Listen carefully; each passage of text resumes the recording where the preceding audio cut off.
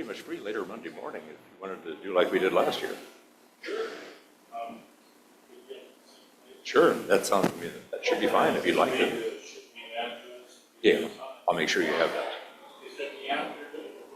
My flight is either 1 something or 2 something, but it's in the afternoon. Yeah, sounds good. 10, picking up at 10. That sounds good.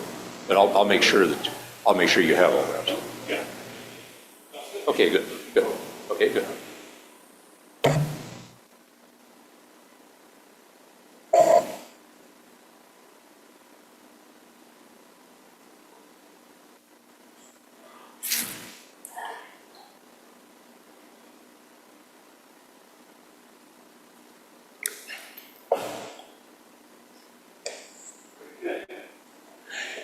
I'm not sure whether I'm supposed to call everybody in or whether somebody else is, but I don't have the power to blink lights, so I'll just simply say, let's start getting in. Okay.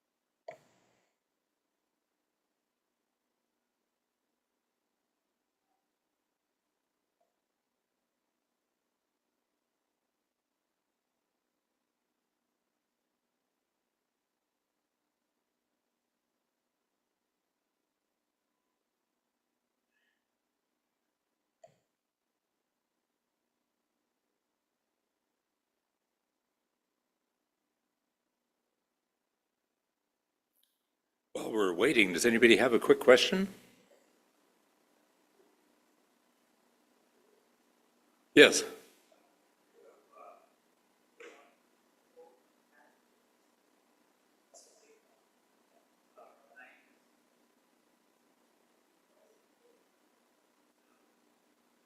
Okay, the question is, and it's a good question, people want to pack the courts, increase the number, or maybe reduce the number sometimes, and what does it take to do that? Well, the first question I would ask you is, how many justices does the Constitution say will be on the court? It doesn't, absolutely.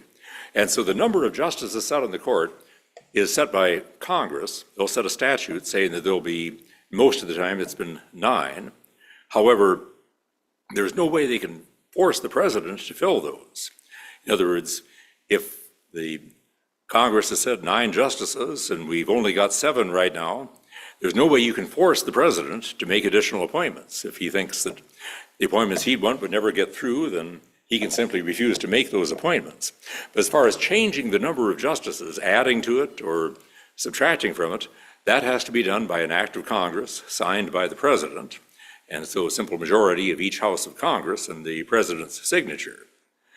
The problem with doing so is that, well, I think probably the best statement that I ever heard about packing the court is that it is a boneheaded idea.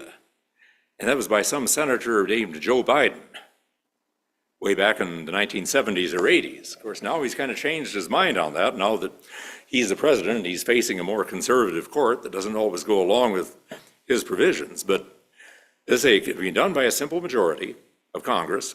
The problem with doing so, though, is it sets a bad precedent. Let's say that we do what some of the Democrats would like to do here, and that is, let's say, increase the number of justices to, let's say, 11, so that if we can nominate and get confirmed 2 additional liberal justices, maybe that will change the balance of the court. Okay, well, then if the Republicans win the next presidential election and control of the Senate in the next, then they'll just simply increase the number to 13 and so on. This goes back and forth. It's a game that shouldn't be played. In fact, Franklin D. Roosevelt attempted to do this back in the 1930s. He backed away from the plan simply because even the members of his own majority party, the Democrats, did not support it, as did not the public. And so he backed away from it. I think they saw at that time it was not a wise idea. And anyway, that's how to do it, but that's why I would recommend we not do it. Other questions? Go ahead.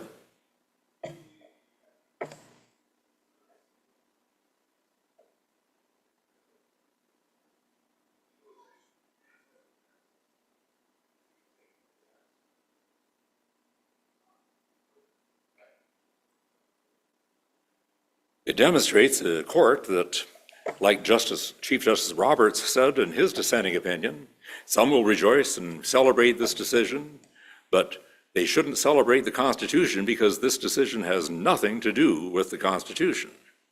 And it kind of follows in the footsteps of Roe versus Wade of 1973, where the Supreme Court created out of thin air a right to abortion that is not found anywhere in the Constitution.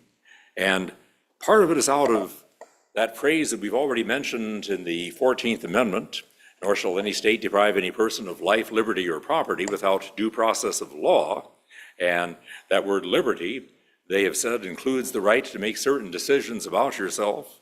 And gradually they expand that to say it includes the right to decide whether to terminate a pregnancy, to use their euphemistic phrase.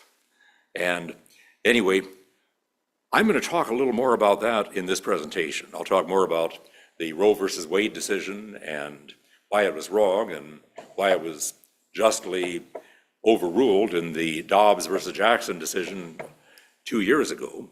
But I'll get into that a little more at that time. But it has to do with, I'll get you in just a minute, it has to do with simply trying to read words into the Constitution that are not there.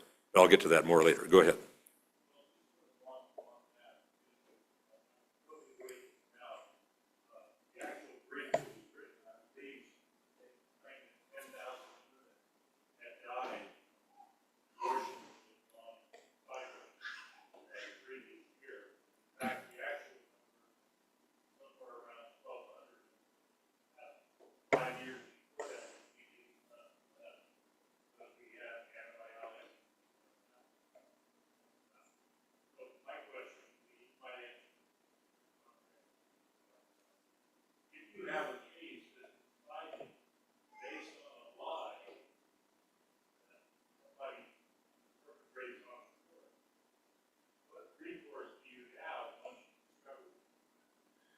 Honest answer to that question, yes, there were a lot of lies in Roe versus Wade. For one thing, the lady that was identified there as Jane Roe, whose real name was Norma McCorvey.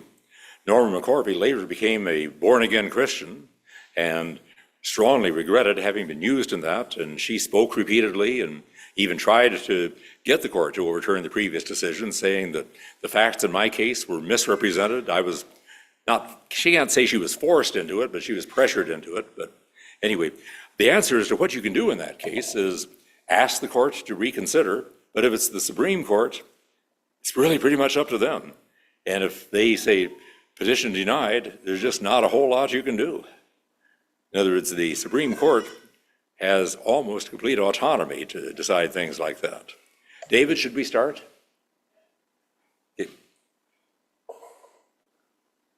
This will be the last of the lectures I'll be giving at this conference, and hopefully many more at conferences to come.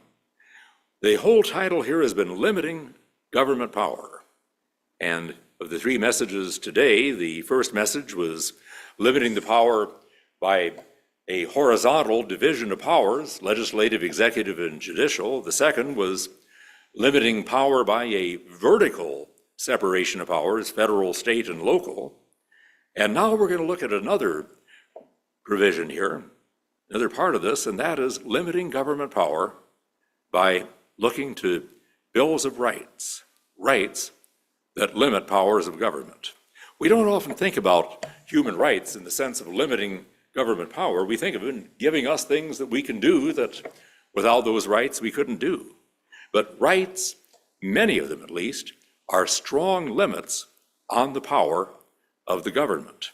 I'm going to say one thing else here before I get into the rest of the message, and that's that the book tables are going to be closing down shortly, and of this 3-volume set, Historical and Theological Foundations of Law, I have one set of that left. 2 of them are up here because I need to refer to them. Christianity and the Constitution, there is one left, and have that up here because I'll be referring to it. But once this message is over, they're to the first taker. And anyway, so please feel free to stop by the table. And if we do run out and you want ones that I don't have, I have a policy that if I've run out of books, if you pay in advance, I will ship them at my expense. So limiting government power by bills of rights, or sometimes you might even look at this as the Bible in the Bill of Rights. Is there a Bill of Rights in the Bible? Not exactly. And yet the concept of rights are found in the Bible, as we've seen before. First of all, in man being created in the image of God. Being created in the image of God means that there is a certain human dignity that attaches to us. And because of that human dignity, we have rights that a mere animal would not have. Also, because of our human dignity, this also means then that your life cannot be destroyed without going through proper precautions. So before we can execute somebody or otherwise punish somebody, we have to go through various processes that the Old Testament law provides and that our legal system provides as well, that are to ensure that no person is wrongfully convicted. So the image of God carries with it certain rights. The negative commands of Scripture also carry with them certain rights, and we've talked about that before, so I'll just simply say, thou shalt not kill. A negative command carries a positive guarantee of a right to life. Thou shalt not steal. A negative command carries a positive guarantee of a right to property, and so on. And then the limitations that we see on government power in Deuteronomy and in various other passages of Scripture, these also limit the power of government, and thereby they protect human rights. I had a question asked to me one time, does anybody have a right to be wrong? Does the Constitution, does the Bible, does natural law, does anything guarantee to us a right to be wrong? I'd have to say no, we don't have a right to be wrong. But we do have a right to insist that the government not determine whether we are wrong, because a constitutional system removes from the government the power to decide who is right and who is wrong. So no, not a right to be wrong, but a right to make sure that the government doesn't prevent you from expressing a wrong opinion. The best way to deal with wrong opinions is counter them and refute them with right opinions. But that doesn't seem to be in the nature of things today. Rather, we want to cancel people and shut them down instead. So let's look at the Bill of Rights itself as we see it as an addition to our Constitution, adopted by Congress in 1789, approved by the necessary states by 1791. But first question to be asked is, why wasn't the Bill of Rights part of the initial Constitution? James Madison was in correspondence with Thomas Jefferson. Jefferson was across the ocean in France, but he sent Jefferson a copy of the proposed Constitution. Jefferson wrote back, talked about a number of things he liked in the Constitution. He talked about Federalists and Anti-Federalists. Jefferson was somewhere in between. He said that he was really kind of ambiguous about it. He wasn't sure whether he favored it or not. He said, there are some things I really like. I like the way you've limited the powers of the federal government. I like the way you've separated into the 3 branches and the like. But then he said, now I will tell you what I do not like. And the first thing he said he did not like was the lack of a Bill of Rights. Madison got that letter from Jefferson, and he said, "I knew we forgot something, a Bill of Rights." You think that's what happened? No, not exactly. They considered a Bill of Rights, and they decided that they wouldn't have a Bill of Rights in the Constitution for several reasons. First reason, Madison originally said a Bill of Rights is not necessary because we have set up a government of limited and delegated powers. We have set up certain things specified here that the federal government can do. We don't have to tell them what they can't do. Anything we haven't said they can do, they can't do. We don't need to tell them they can't establish a religion. We haven't given them any power to establish a religion, so obviously they can't. We don't have to tell them that they can't prohibit free speech. We haven't given them any power to prohibit free speech, so they can't. So a Bill of Rights is unnecessary. Alexander Hamilton had a different reason. Hamilton said that a Bill of Rights could be dangerous because if you enumerate your rights, what happens to the ones you forget to enumerate? If I asked you for the rest of this lecture to make a list of all your rights with the idea that any that you fail to list you forfeited, do you think you could think of all your rights? The right to breathe oxygen, for example? The right to read? Speech, press, but the right to read? And so Hamilton says that it could be dangerous because it could lead courts or legislatures in the future to assume that because we hadn't mentioned a certain right in the Bill of Rights, we didn't intend it to be protected, and so it can be violated. And he said a much better way to protect rights is to look to English and American common law tradition. Well, Madison addressed Hamilton's concern once they decided they would go with the Bill of Rights. And he addressed that by the Ninth Amendment, where they said that the enumeration of this Constitution of certain rights shall not be construed to deny or disparage others retained by the people. In other words, the fact that we've named some rights doesn't mean we're forfeiting the rights that we haven't named. And then Roger Sherman of Connecticut said that every state constitution has a Bill of Rights, and matters concerning human rights are going to be addressed at the state level, so we don't need to do this at the federal level. It's being done at the state level. So for those reasons, the framers decided not to have a Bill of Rights. But the lack of a Bill of Rights was one of the principal objections raised by the anti-federalists, the opponents of the Constitution, and they were quite persuasive with that objection, so that particularly in Virginia, just before the Constitution was ready to come to a vote in the Virginia ratifying Constitution, Madison and the supporters of the Constitution made a promise that if the Constitution is ratified, we will immediately go to work on a Bill of Rights. And so the Constitution passed in Virginia by a very narrow margin, and true to his word, Madison went to work on a Bill of Rights. He gathered suggestions for Bill of Rights that had been submitted from probably every state, some 350 different proposed amendments for a Bill of Rights, many of which duplicated others. And he reduced them to a Bill of Rights of 12. Yes, I said 12, not 10, because there were two that never did, at least at that time, get the necessary 3/4 of the states to ratify. One of these was one dealing with congressional reapportionment, and that never got ratified. The other was one that provided that anytime Congress voted itself a pay raise, the pay raise would not go into effect until after the next election, giving people the opportunity to vote out the people that had voted for that pay raise. For some reason, that one never got the necessary 3/4 of the states to ratify it. However, as we move into the 1990s, there was a lot of concern about reckless federal spending, and there was a young economics student in Texas, a young man by the name of Greg Watson, and he was taking an economics class, and in his class, he was writing a term paper on controlling government spending, and he said in his term paper that what we ought to do is provide that Congress can't vote itself pay raises until after the next election. But he said, not likely that Congress is going to vote for any amendment like that. But then he went on in his paper and said that there was an amendment like that way back in 1789, and it never got ratified. So what's the status of it today? Well, what does the Constitution say about how long states have to ratify an amendment? It puts no limit on it. Commonly, the Congress has set a limit. Very commonly, they've set it at 7 years, but they don't have to. And at that time, with the Bill of Rights, they had set no limit.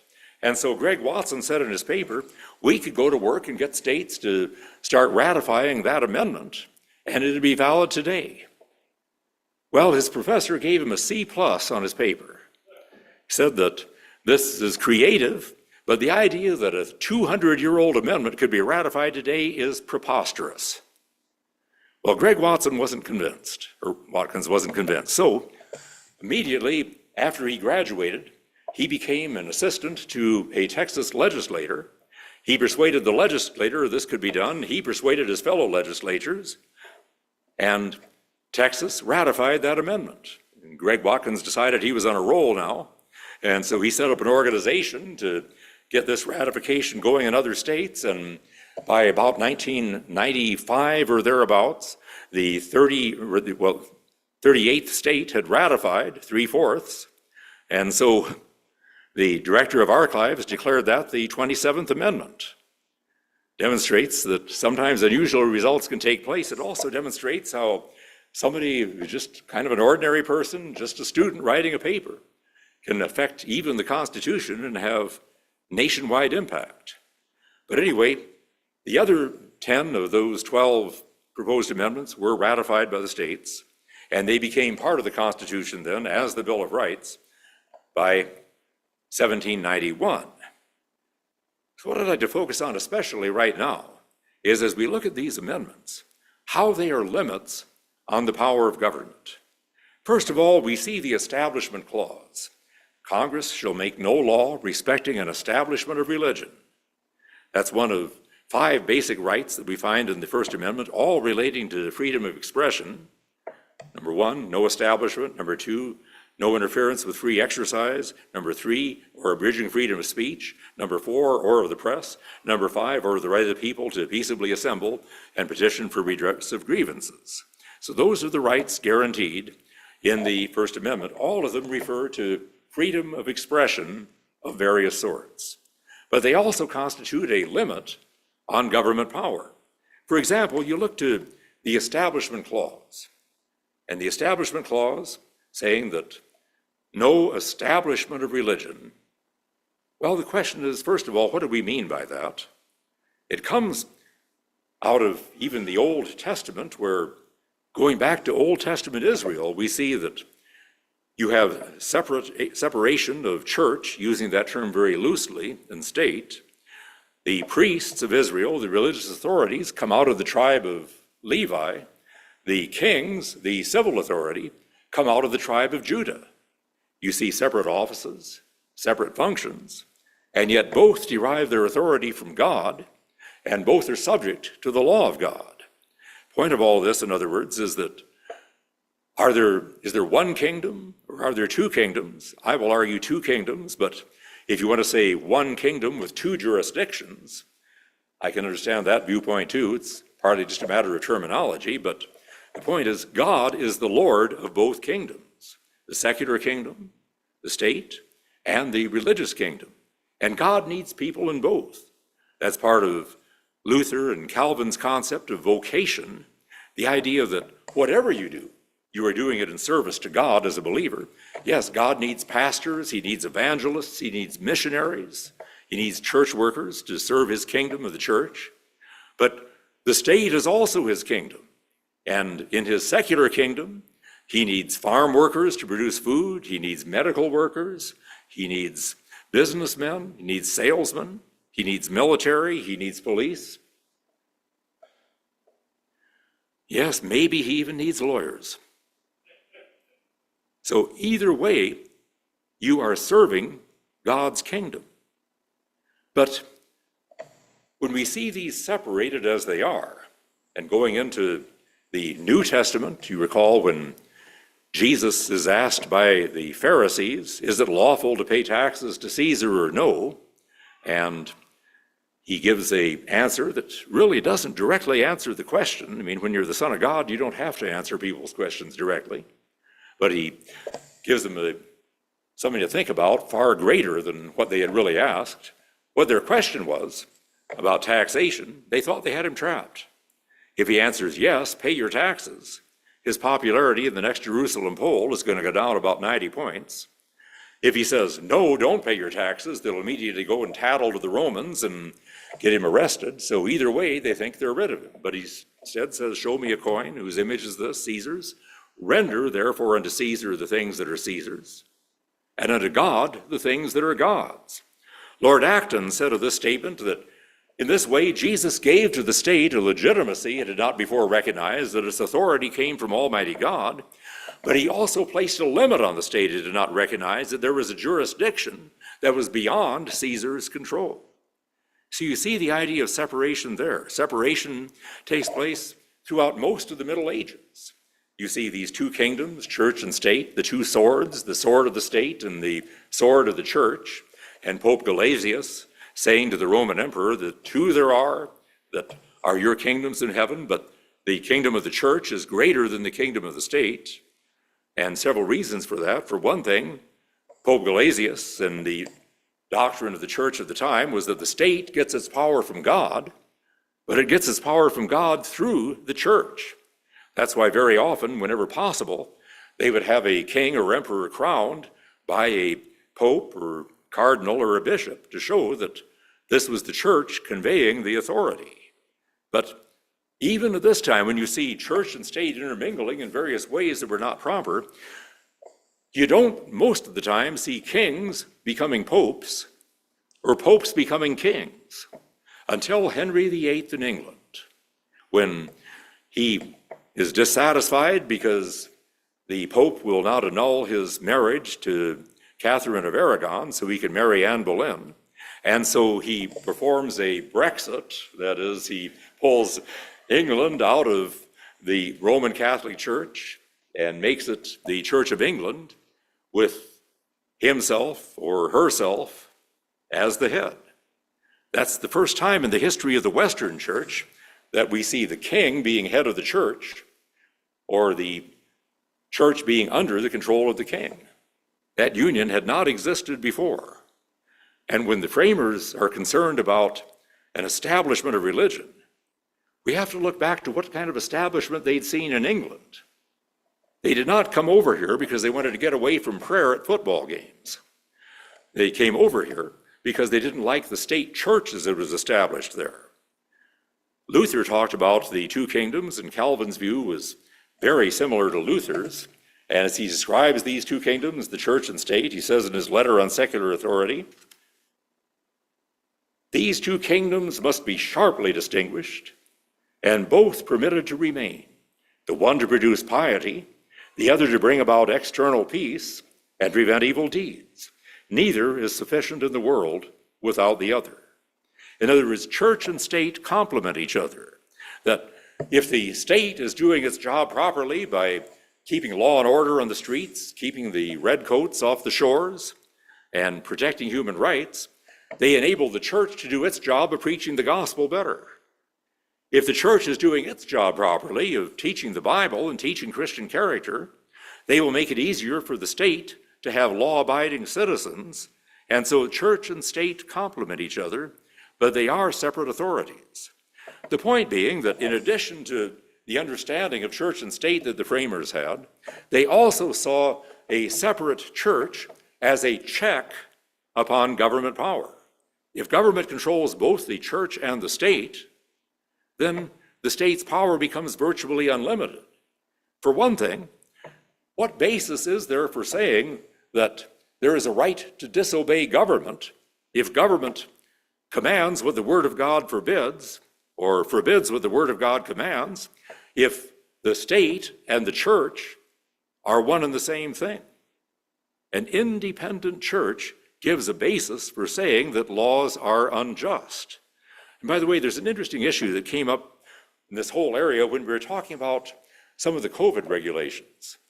I'm pleased to say that even though our governor in Alabama issued an order requiring that churches with more than 10 people or 10 or more people in attendance could not hold services. My country churches continued to meet and didn't miss a Sunday. But anyway, I'm pleased about that. But at any rate, what about our duty to obey civil government? We've talked about that. Well, actually, Thursday night we talked about that at the well. But just simply say on that yes, Christians have a duty to disobey government when government commands what the Word of God forbids. We are citizens of both kingdoms, and so we have responsibilities to both kingdoms. But it is one thing when government commands the Christian citizen, because that Christian citizen is also a citizen of the state. What about when government commands the church? The church is not simply one organization under the state. The church is a separate kingdom and given at least equal status to the state. We had a case that we handled on behalf of the foundation, Spell versus Edwards, Edwards being the governor of Louisiana, Spell being the pastor of a large 2,000-member charismatic church, and he was under some federal charges, or some state charges rather, because he refused to close his church. But part of the argument that we made here, and by the way, the charges were dismissed. We didn't win everything on the constitutional issue, but we did get all the charges against him dismissed. But the argument we made here is, what if Pastor Spill had ordered that all Louisiana state government offices close? That'd be ridiculed. People would be outraged. Governor Edwards has no more authority to close churches than Pastor Spill has to close state offices, because these are separate kingdoms. Each should listen to the other sometimes, but they are independent of one another. Anyway, so the Establishment Clause, establishing a separate church, a church that is free to criticize the government when it needs to. That is a check on government power. Likewise, free speech is a check on government power. The fact that people can say what they want to say, including criticizing the government when the government is wrong or when they think the government is wrong, that again is a power on government, or a check on government. But another is freedom of the press. Now, if you're like me, you get really irritated at the media many times. And yet, I wouldn't want a state-controlled press, even though it seems like we're getting one right now with a press today that seems to be willingly doing whatever the state, or saying whatever the state wants it to say, and silencing whatever the state doesn't want it to silence. The idea of a free press, in England, the press was often referred to as the fourth estate, that this is almost like a fourth branch of government. It exists for the purpose of checking the power of government. Individuals have that power through free speech, but how many people can you as an individual reach? But if you are in the media, you have the power of numbers, you have the power of ink, or the power of electricity, I guess we would say today, and you probably have some money behind you to do investigations, to prepare reports, and so on. And so, as Justice Potter Stewart said, that the press was an organized conspiracy against the government. And it was a means of keeping government in check. It's a lot more difficult for government to act abusively when there are hungry reporters out there looking for a scoop that they can report of where this government official has misbehaved. And plain fact of the matter is, a truly free press has the effect of keeping government in check. And along with that, the other expressive rights, the right to freedom of association, which is implied in freedom of assembly and grievance. But freedom of association means you have a right not just to speak out on your own or publish a pamphlet on your own. You have a right to organize with others. You have a right to join an organization, to go out and demonstrate with an organization. Or for most of us, we probably find it more effective, rather than just going out and demonstrating, we probably find it more effective to contribute to an organization that we believe in and let them use our money to provide press and lobbyists and others to advance our beliefs. But the point of the matter is, the whole idea of freedom of expression as we see it in the First Amendment, is a check on government power. Another check on government power would be the right of individual privacy, and that's not the way the court is using the right of privacy when it speaks about abortion and things like that. I'll get to that in just a moment. But we have two provisions in particular that guarantee this right of privacy, one of them being the Third Amendment that prohibits the quartering of troops in somebody's home without their consent, except in time of war. And in time of war, they can quarter troops in people's houses without their consent, but even then it has to be in accordance with provisions of law. This has been one of the things the English crown had done in its abuse of Scotland and other places. It's one of the things that they did to terrorize the American population, having soldiers, many times who were from rather rough elements of society, live in your home against your consent. People didn't like that, and it tended to silence dissent.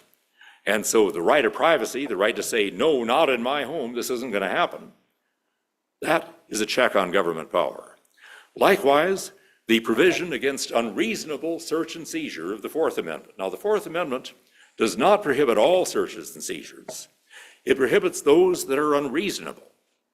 And really, every Fourth Amendment case ultimately turns on the question, was this reasonable or unreasonable under the circumstance?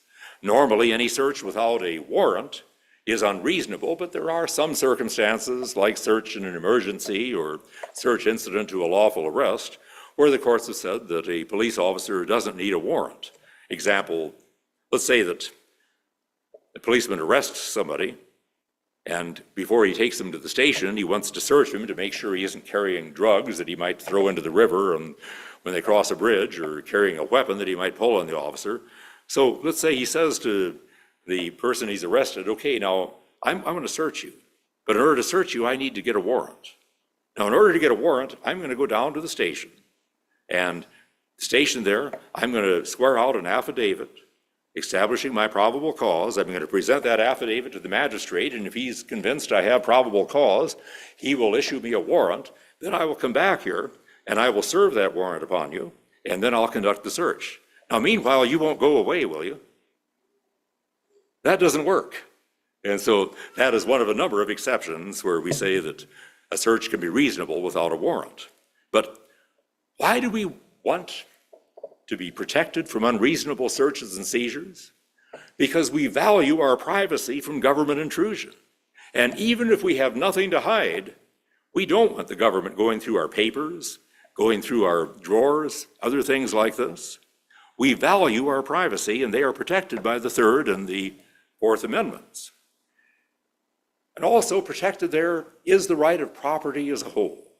We see that right of property in the guarantee of the Fifth Amendment, that nor shall any person be deprived of life, liberty, or property without due process of law, or the 14th, nor shall any state deprive any person of life, liberty, or property. So we see that protection, but private property is protected. It's protected there. It's also protected in the condemnation clause of the Fifth Amendment, that nor shall private property be taken for public use without just compensation. It's also protected in the contract clause that prohibits the states from interfering with the obligation of contract or the liberty of contract. In other words, people have a right to contract, to buy, sell, and use property, and government does not have a right to interfere with that use of property. The use of property in private hands is a check on government power. Especially if there are wealthy people out there who have the kind of money that they can invest in fighting some action of the government that is wrong. Or if there are a number of people of moderate means that are willing to combine their resources and raise the money to present a defense in literature, in the courts, in the legislature, however they wish to do it. Point of the matter is, if government controls property, it's pretty hard to resist what the government is trying to do. If we have private property, property being in private hands, individuals then have resources that they can use to fight the abuse of government power. Now, what about certain other rights that we would look at here, such as the criminal procedure rights. We talk about substantive rights, or one term used, substantive due process, a term I don't like, but the courts use it. Substantive rights are those that we value for themselves.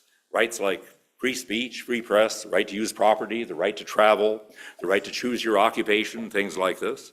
Those are substantive rights. We value them for yourselves. Procedural rights are those like the right to trial by jury, the right to self-incrimination, the right to an attorney, the right to cross-examine witnesses. We don't value these rights for themselves. We don't think, oh, how wonderful it is. I just love being before a jury. I just live for that. That's great. No, we value those rights because we believe they are necessary to make sure that our substantive rights are not violated unless we deserve to have them violated. Among these, for example, are the guarantee of the protection of innocence, guarantee that we find in the scripture, where we see, as David brought out earlier, where the scripture clearly says that in the mouth of 2 or 3 witnesses let everything be established. One reason for this is that one witness could be mistaken, one witness could lie. 2 or more could be mistaken or could lie, but it's less likely. In other words, when we have corroboration, we're more likely to have a valid verdict. Another is the right to ensure that testimony is given under oath. After all, if the purpose of the system of justice is to ensure that justice is done, what is justice? Well, justice, according to Aristotle, a pretty good definition of it, said justice is rendering to each person what is due. How do we know what is due to a person? If I'm a judge and I have a defendant before me, does that defendant deserve to be executed or jailed or fined or set free or rewarded? In order to know that, I have to know the truth. Did he commit the crime or didn't he? And if he did, are there extenuating or mitigating circumstances that I ought to consider in determining the sentence? In order to do that, I have to know the truth and I have to be able to find the truth. So in order to find the truth, I need witnesses who will testify and testify truthfully. And one way to help ensure that they'll testify truthfully is to require that they testify under oath. In fact, in the early days of our republic, an atheist was not even allowed to give testimony in court, because it was thought that if you don't believe that there is a God in heaven who hears all and knows all and who you're not going to fool, even if you can fool the judge and jury and everybody else, and before whom someday you're going to have to stand and give account, if you don't believe that, you can't be relied upon to tell the truth. And so sworn testimony is another means of ensuring that government, or that courts particularly, can get at the truth and thereby do justice. But another very important protection there is the protection of the jury, the grand jury and the petite jury, the small jury. The grand jury is the one that decides whether to bring indictments. The petite jury, the one that will hear a case and decide guilt or innocence. And the Fifth Amendment guarantees that in all criminal prosecutions, that the accused shall be, or capital and otherwise serious offenses, the accused cannot be brought to trial unless a grand jury has indicted. Why do we have this protection? Why not just simply let the case go to trial and let a jury decide whether he's guilty? After all, they do have to find guilt by proof beyond a reasonable doubt. Isn't that sufficient? The reason is that a criminal trial is traumatic, it is time-consuming, it is embarrassing, it is expensive, it is all of those things, even if you're found innocent. And if you're found guilty, of course, the consequences are very severe. And so before we put anybody through that, we want to make sure that that person, there is at least probable cause to justify putting this person through that kind of trauma of a regular trial. That's the idea of a grand jury. A grand jury will hear the prosecutor's case, decide whether the prosecutor has probable cause or not, and may decide to indict, in which case the prosecutor is free to go ahead with trial, or he might decide instead to plea bargain it or maybe dismiss it. But if they decided no bill, in other words, decide that there is not sufficient probable cause to bring this case, then the prosecutor's hands are tied. Why don't we just have a panel of professional judges make that determination? The reason is that judges are under the judicial system. Yes, they may be a separate branch of government, but they get their paycheck from the county treasurer just like the prosecutor and the sheriff does. They work in the same building. They sit down there in the basement of the courthouse and have coffee together and talk over the day's cases together. And so they're part of the system. The idea of a grand jury is that people who are not part of the system will render an independent judgment as to whether this case really merits going to trial. And sometimes grand juries for other purposes as well. One of those, a grand jury, unlike the police, has the authority to subpoena evidence. Police can't do that.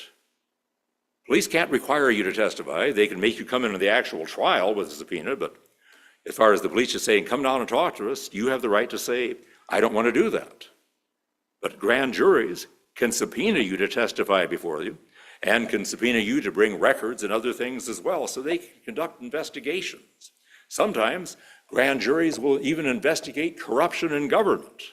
And sometimes, and prosecutors hate this, but I think it's a very good thing, sometimes grand juries will go beyond what the prosecutor thinks they ought to, call witnesses of their own, and sometimes investigate what the prosecutor is doing, and that's a good thing. In other words, the grand jury is a check on government power. And likewise, when we take a case to trial, and in a trial you have a choice of being tried by a jury, 12 people, or being tried by a judge alone. And there are some cases where you might have good reasons to prefer a judge alone.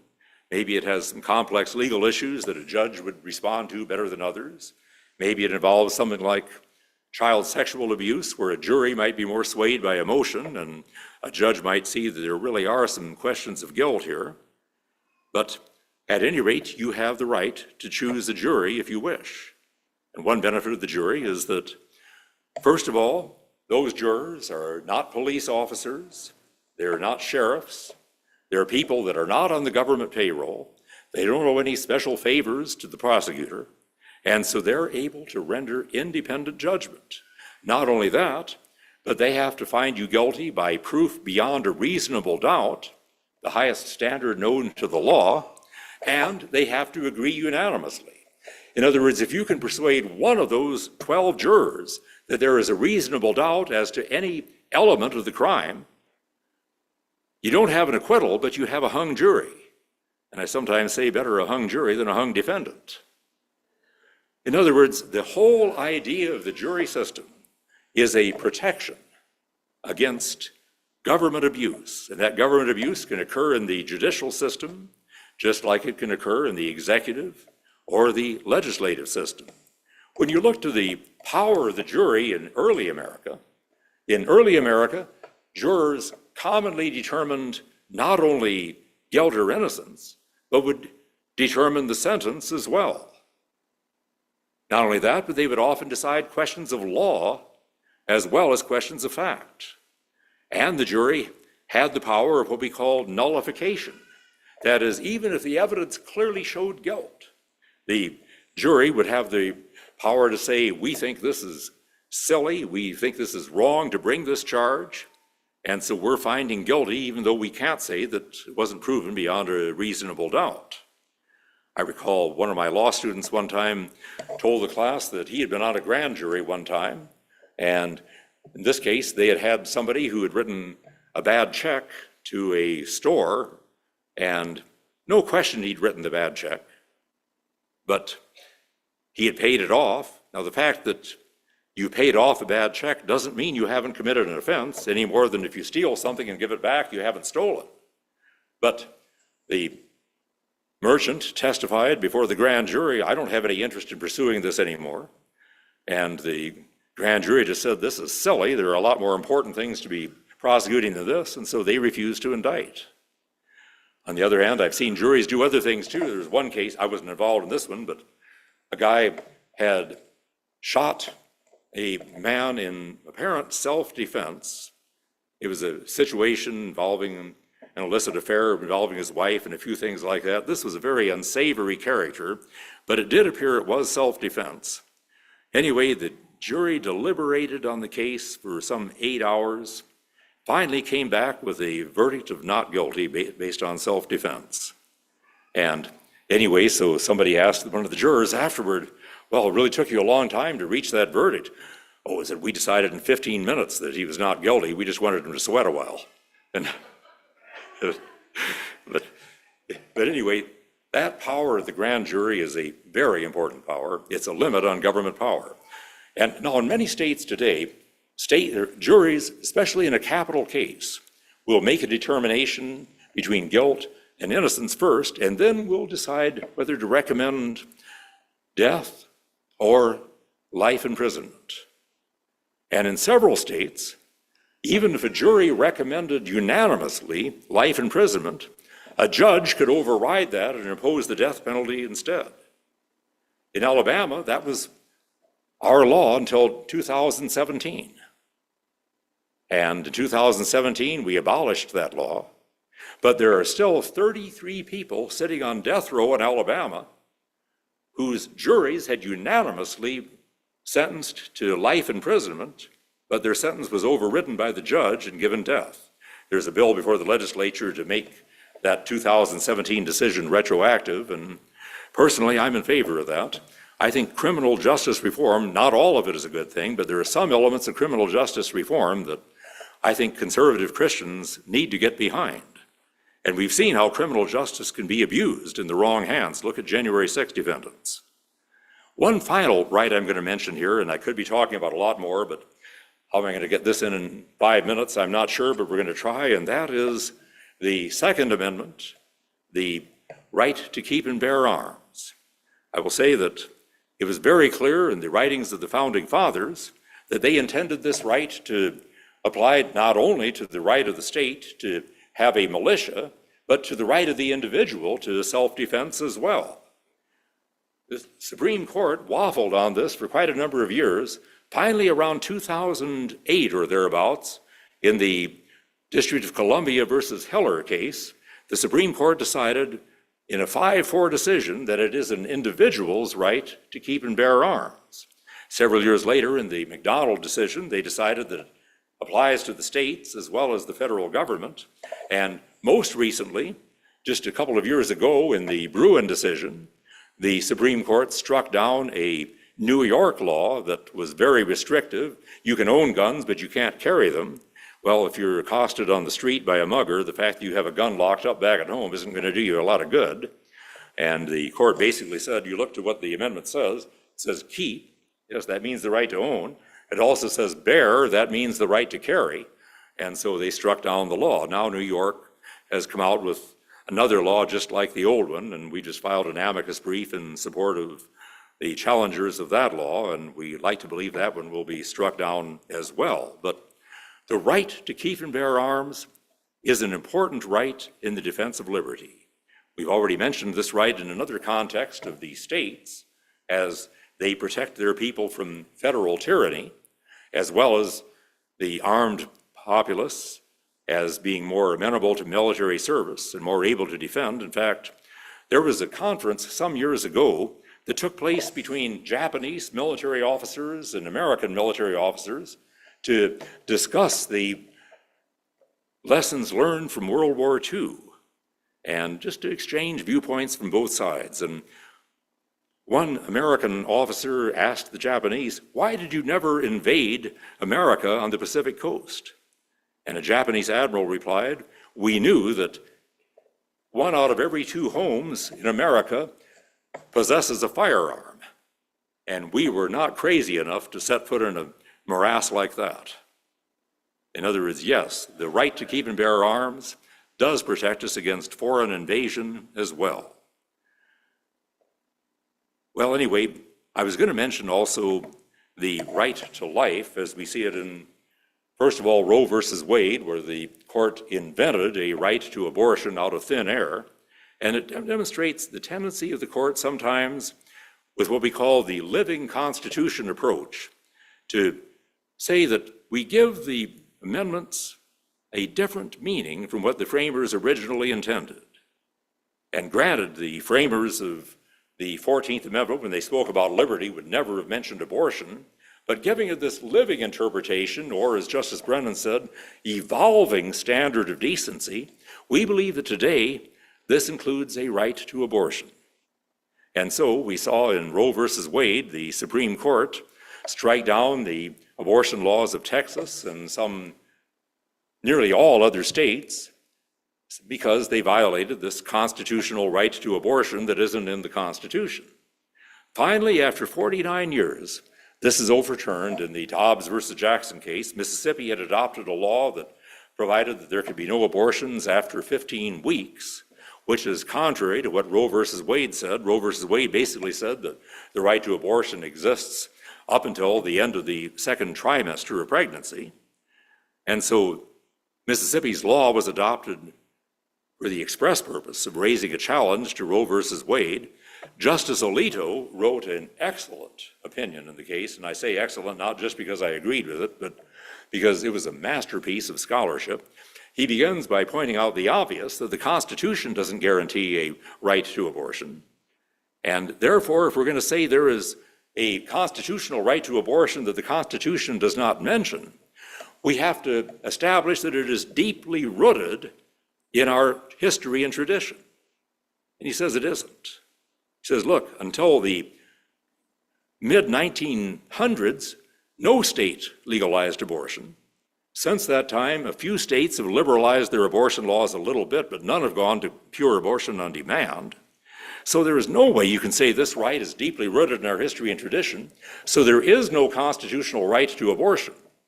Now, the court could have gone to another extreme, and they could have said that because there is a right to life in the 14th Amendment, therefore abortion must be made illegal everywhere.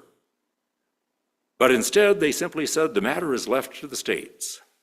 And of course, we've seen something of a reaction, and the reaction is based upon a false view some has, that the Supreme Court just prohibited abortion, which they did not.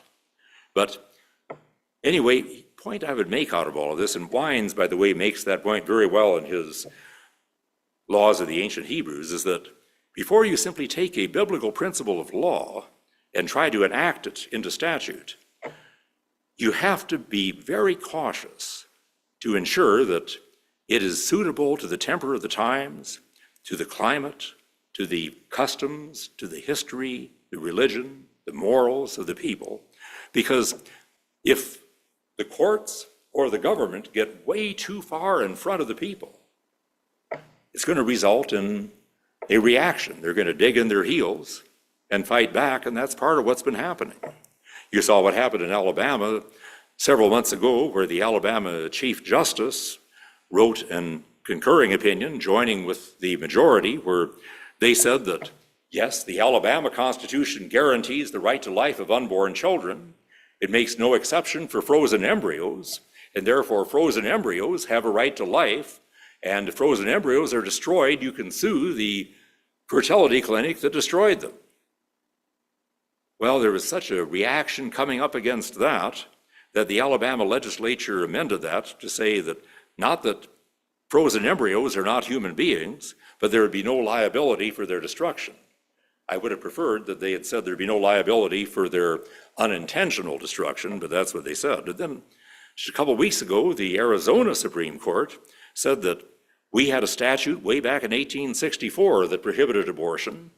It was effectively enjoined by the Supreme Court in Roe versus Wade, but now that that decision has been overruled, that statute is valid again. And once again, you saw a reaction. And once again, the Arizona legislature just a couple of days ago has now decided to repeal that statute and go to a more moderate statute, but still one that gives a lot more protection than they had under Roe versus Wade.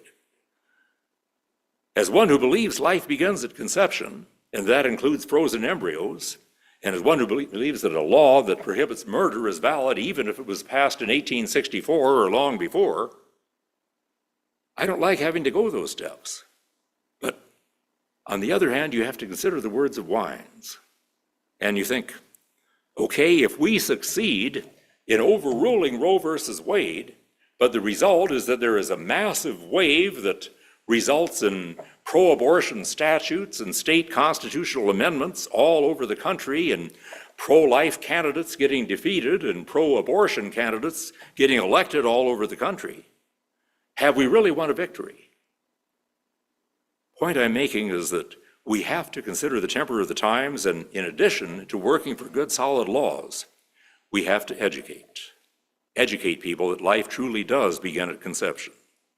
Well, I'm 5 minutes into our 30-minute break, and so better adjourn at this time, but I'll be available to answer questions until we finally adjourn at the end of today. Thank you for the privilege of being with you today and yesterday, and I hope to be back.